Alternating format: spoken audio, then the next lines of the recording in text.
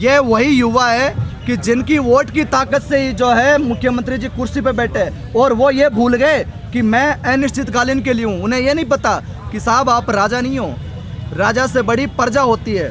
और आप ये चाहते हो कि जो है तलवारों की धार के ऊपर, पुलिस की दमनकारी नीतियों के ऊपर, और जो है हम इन बच्चों की आवाज़ को चुप करा देंगे। तो ये आपकी गलत फहमी है साहब। ये बच्चे जब उठ खड़े होते हैं, इन्हें अपना हुनर मालूम है और ये अपना रास्ता खुद तय करते हैं कि जब कैसे लड़ाई लड़ना है। और सरकार को आने वाले समय के अंदर हम सताएंगे। ये तो सीधा बच्चे कह रहे हैं कि यहाँ तो समय रहते सरकार मांग मान ले, नहीं तो वैसे ही सरकार तो पंचायत राज में पिट रही है। और इस तरीके से पिटेंगे कि भाजपा का नामो निशान भी नहीं रहेगा। कहीं एक भी सीट अगर निकल जाए तो बता देना, क्योंकि नौजवान सबसे बड़ी ताकत होती है। जिस तरफ नौजवान चल पड़ते हैं उसी तरफ जो है बदलाव हो जाता है। क्योंकि अगर भाजपा को कोई घमंड है तो कांग्रेस वालों को पूछो क्या हालात किए। उन्हें बड़ा घमंड था कि 2023 में वापस हमारी सरकार आ जाएगी। युवा है क्या है, ये तो रोते रहते हैं, चिल्लाते रहते हैं। और इन्हीं युवाओं के दम पर जो वो कांग्रेस के लोग आज घरों में बैठे हैं और उनको जो है वो भूत अभी उतरा भी नहीं है। कैसे सारे मुख्यमंत्री के लिए लड़ रहे हैं, चिल्ला रहे हैं। और बड़ी शर्म है कि आज ये चतुश्रेणी सहित इतनी भर्तियों के लोग यहाँ पे कर रहे हैं और वो जो है बात करने के लिए तैयार नहीं है। आप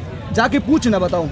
और इस राजस्थान के बड़े बड़े नेता जो अपने आप को नौजवानों की हितैषी कहते हैं, जहाँ कहीं भी अन्याय के खिलाफ लड़ने की बात, नीट पे सब चिल्ला रहे थे, अब क्यों नहीं आ रहे? नादुराम जी, ये किसी पार्टी का धरना है या फिर ये नौजवानों का धरना है, छात्रों का धरना है। राष्ट्रीय लोकतांत्रिक पार्टी इसके समर्थन में है ताकि बच्चों के ऊपर कोई आंच ना आ पाए। और जब जब बच्चों को जरूरत पड़ेगी हम जो है पूरी राष्ट्रीय लोकतांत्रिक पार्टी टीम और हनुमान बेनीवाल जी यहाँ पे आएंगे। उनका पूरा समर्थन इस आंदोलन को है। 1 ईयर वेटिंग रूल्स वो है, अगर 1 ईयर वेटिंग रूल सरकार लागू कर देती है तो तमाम जो बच्चे हैं उनको रोजगार मिलेगा जिनकी डीवी हो रखी है। 1 ईयर वेटिंग रूल्स के तहत 4th ग्रेड के अंदर जो 30,000 पोस्टें खाली हो रही है लगभग, वो युवाओं को जिनकी डीवी हो रखी है उनको उसमें जॉब दिया जाएगा। सबसे बड़ी बात ये है कि युवा पिछले 1 महीने से संघर्ष कर रहा है। पिछली बार हमने 30 तारीख को धरना दिया था, उस समय हमारा डेलीगेशन जो है मुख्य सचिव महोदय से मिला।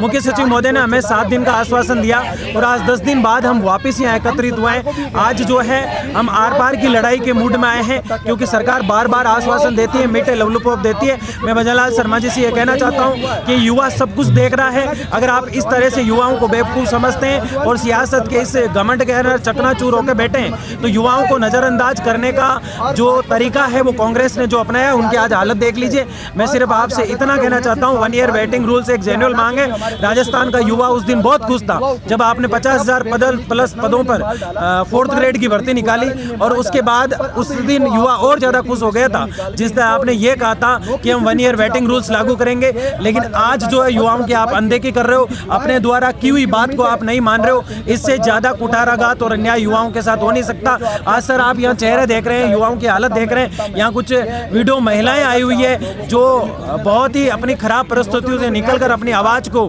जो है यहाँ पहुँचाने के लिए सरकार के पास आई है। सरकार अगर इन्हें नज़रअंदाज करती है, इससे बड़ी विडंबना की बात सरकार के लिए हो नहीं सकती।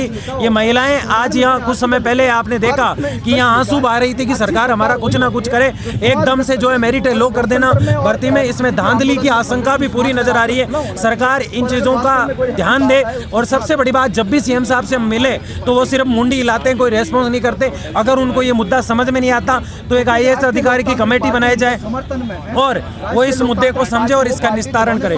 आज आज़ादी से पूर्व का दिन है और मैं चाहता हूं कि आज ये पूरी तरीके से लागू कर दिया जाए। हम हमारा हक मांगते, नहीं किसी से भीख मांगते।